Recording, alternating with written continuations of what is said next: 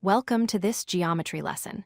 Today, we are exploring the Consecutive Interior Angles Theorem. This is a fundamental concept for understanding parallel lines and how angles work together. Specifically, we will prove why these angles add up to 180 degrees. First, let us define our terms. Parallel lines are lines that never touch, no matter how far they extend. A transversal is a line that cuts across them. The interior region is simply the space between the two parallel lines.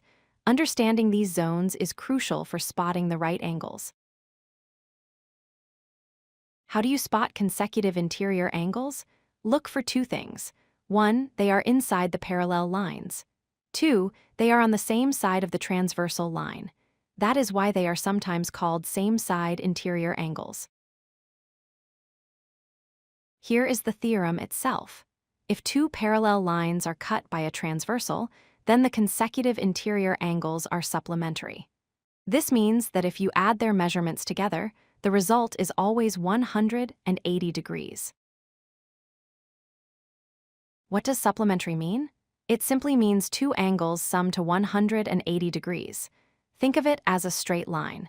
If you put the two angles together, they would create a perfectly flat line.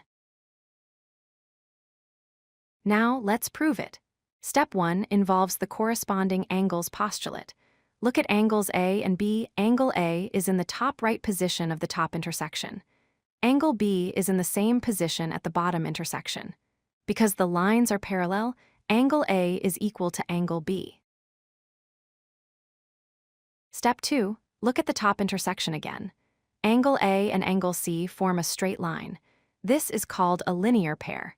Because they form a line, we know that angle A plus angle C equals 180 degrees. Step 3 is the substitution. We know angle A equals angle B, and we know A plus C is 180. So, we can replace A with B. This gives us our final result. Angle B plus angle C equals 180 degrees. We have proven the theorem.